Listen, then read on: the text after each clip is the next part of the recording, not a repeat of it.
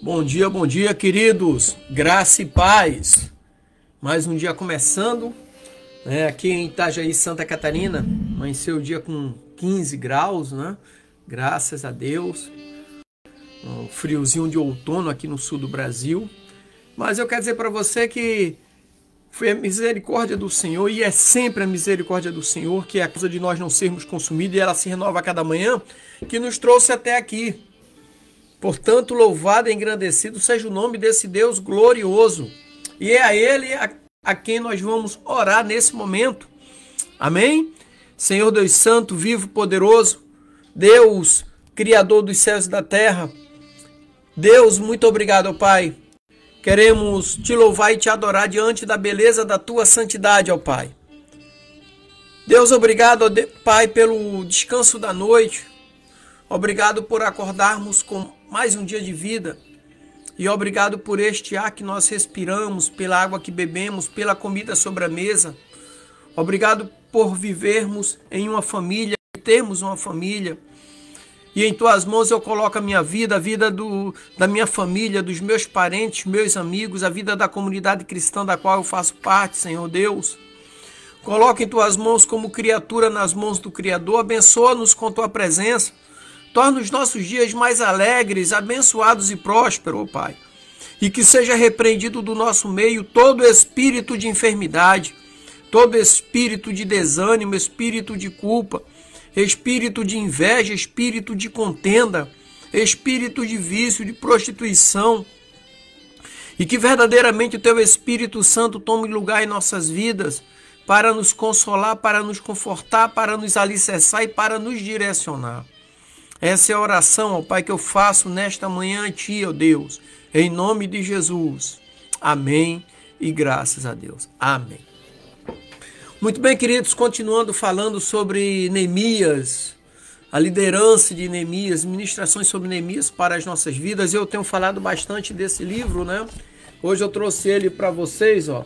Como eu falei para vocês, eu gosto muito, quando eu dava aula no seminário lá no Rio de Janeiro, eu encadernava os livros, e para que os alunos pudessem tirar cópia, né? Até porque nos anos 80 e 90 nós não tínhamos a internet que nós temos hoje.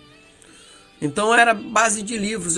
Então eu tenho um monte de livros que eu coloquei a espiral para poder emprestar.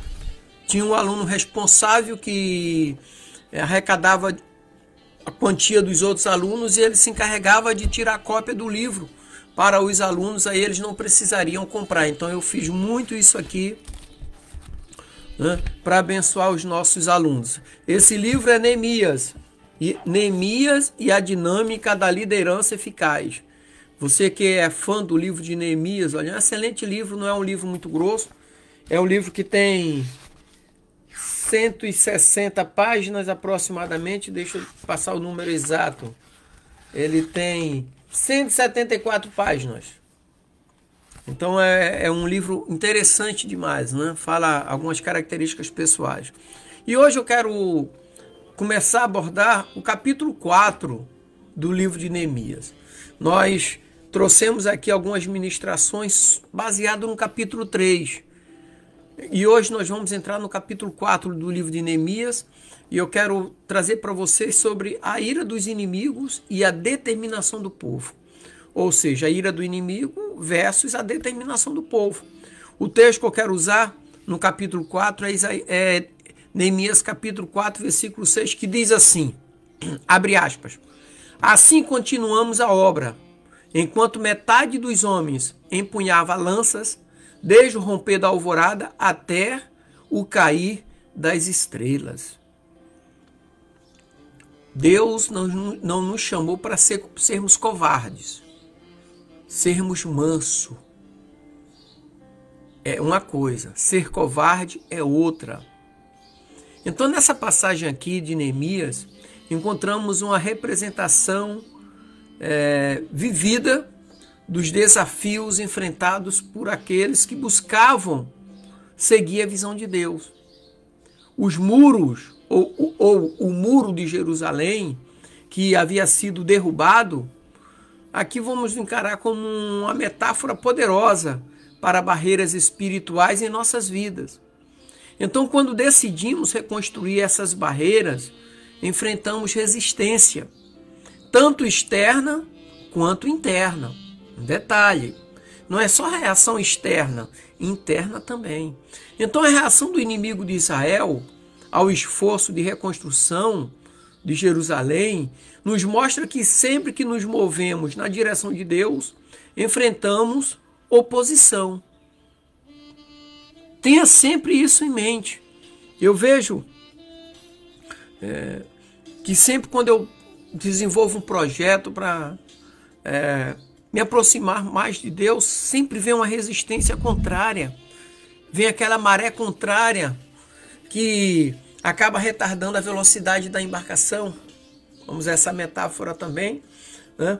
Então, saiba disso, que quando há resistência em algum projeto seu, que Deus está no meio, e se o inimigo está indo contra, é porque ali tem bênçãos. Ok? Então, o primeiro ponto que eu quero trazer aqui é o desprezo externo e interno. Ali no versículo 1 até o versículo 3 do capítulo 4 de Neemias, nos mostra ali a zombaria de Sanbalate e seus aliados.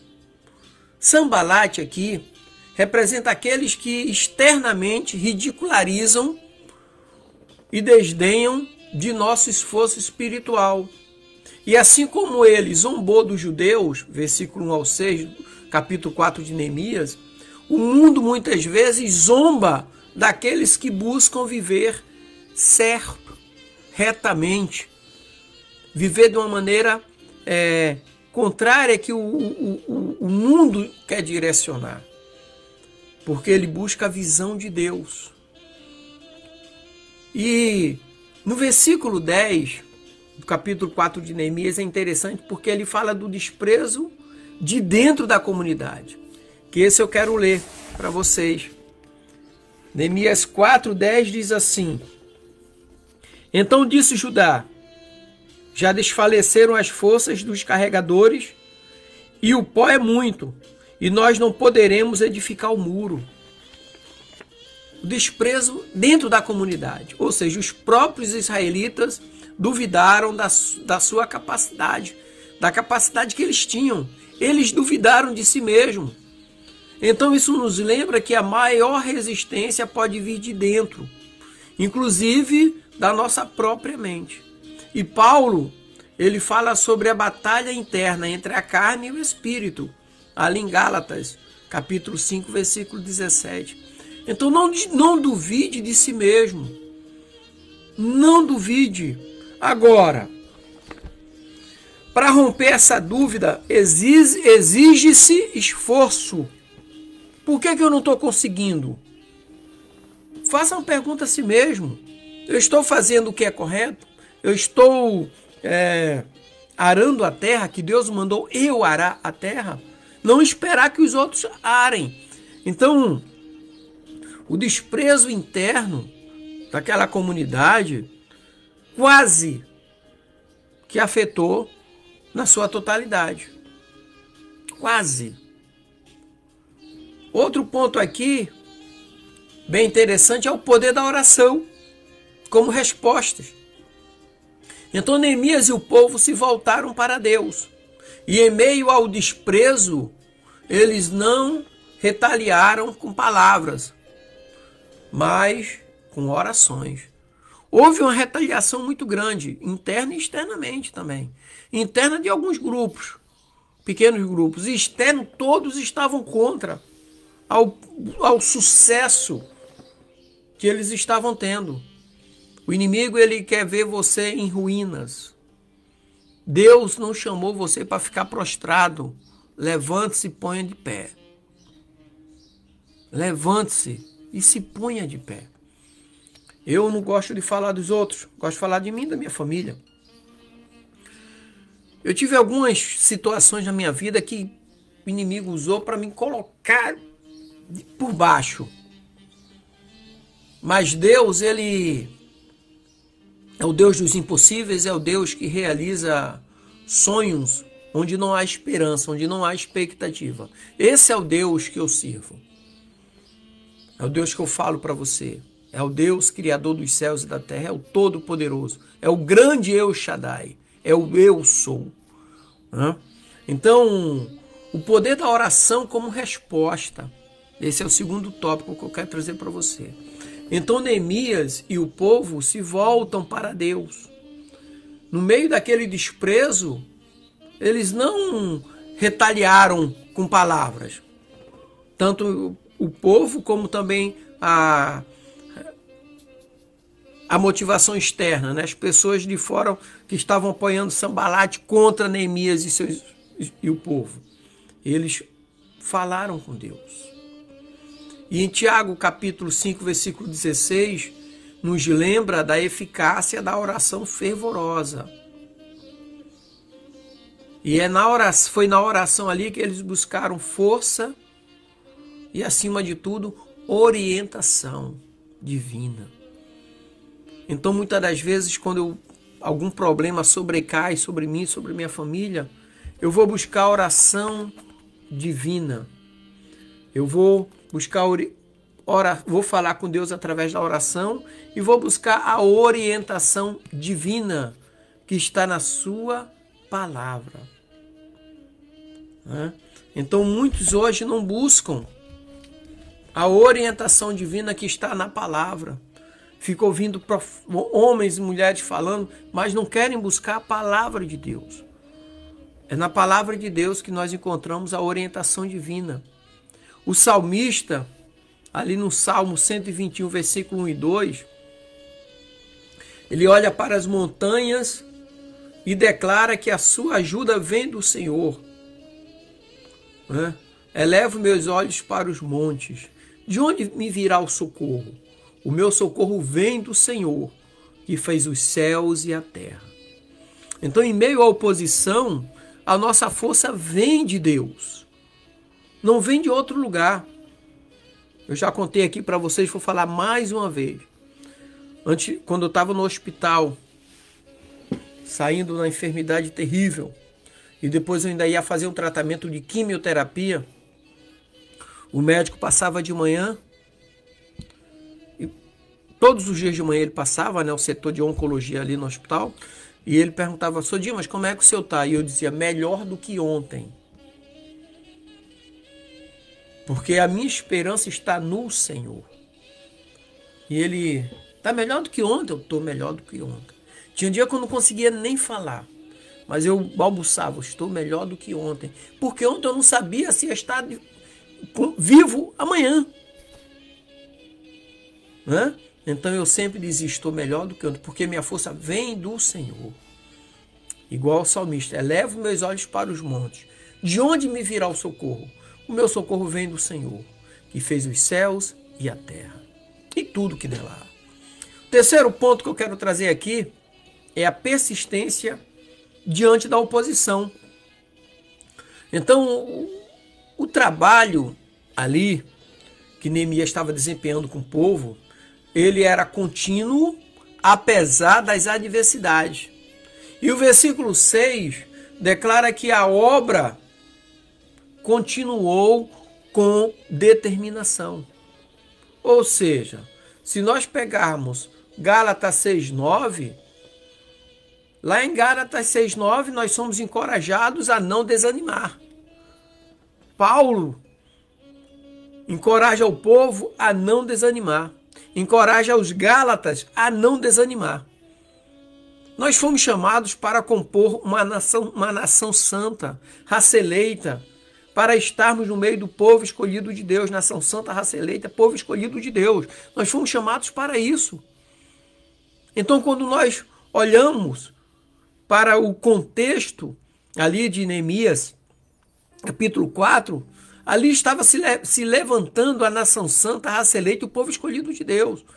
A igreja do Senhor é a nação santa, a raça eleita, o povo escolhido de Deus também. Então, isso que nós precisamos saber e vivenciar a persistência diante da oposição. E isso nos leva a termos um compromisso com a visão de Deus. Josafá, certa vez, quando o profeta Eliseu profetizou da vitória, que o exército do Senhor iria guerrear no lugar do povo, e depois de constatar essa vitória, Josafá, ele se veste de roupa de sacos, rosto em cinza, e conclama o povo dizendo que a nossa visão seja a vontade do Senhor, ou que a nossa vontade seja a visão do Senhor. Ou seja, precisamos ter um compromisso com a visão de Deus. A visão de reconstruir não era apenas de Neemias, mas principalmente de Deus, que chamou Neemias para estar à frente. Provérbios 29:18 nos lembra que sem visão o povo perece. E é Deus que nos dá a visão. E nós temos também os muros da nossa fé. Então, examinando nossos próprios muros, assim como Neemias inspecionou os muros de Jerusalém, devemos inspecionar os muros da nossa fé. Como é que estão? Eu sempre falo aqui, né? O inimigo, ele vai nos atacar no terreno dele. Qual é o terreno de Satanás? É a nossa fraqueza. É onde nossos muros estão fragilizados. É onde tem brechas nos muros espirituais da nossa vida. Ali é o terreno de Satanás. Ali é onde ele vai nos atacar. E, se possível, nos derrubar. Nos matar espiritualmente, nos destruir espiritualmente. Ok? Então precisamos resistir. Para isso, vamos reconstruir nossos muros. E temos que reconstruir com quem? Com Deus. Porque Deus é o nosso ajudador na reconstrução espiritual. De acordo ali com o Salmo 46. E assim como ele estava com Neemias, ele está, não é estará, ele está conosco hoje também. Para isso que Cristo Jesus morreu na cruz e ressuscitou ao terceiro dia. Para isso que o próprio Senhor Jesus disse, olha, vou vos enviar o Consolador para que não ficais sozinho. E na oração que ele faz no capítulo 17 de João, ali a partir do versículo 13 em diante, ele fala, Pai, eu não rogo que os tire do mundo, mas que os guarde no mundo. Então nós somos guardados por Deus, até porque existe uma promessa também, que os anjos do Senhor acampam-se ao redor daqueles que o temem e os livra de todos os males. Então Deus nos dá a visão e também Ele nos protege. Basta estarmos sob a sua palavra, cumprindo os seus mandamentos. Então eu quero concluir aqui dizendo para você, que está me acompanhando, que a história de Neemias e o povo de Israel na reconstrução dos muros de Jerusalém é um lembrete poderoso de que a jornada espiritual é repleta de desafios. Que a nossa vida, a partir do momento que resolvemos, tomamos a decisão de caminhar com Cristo, é repleta de desafios. No entanto, com determinação, oração e confiança em Deus, podemos superar qualquer desafio, qualquer obstáculo. Amém? Então, queridos, que Deus nos abençoe, nos guarde e nos livre de todos os males. E Ele quer nos abençoar, nos guardar e nos livrar de todos os males. Deus abençoe. Graça e paz.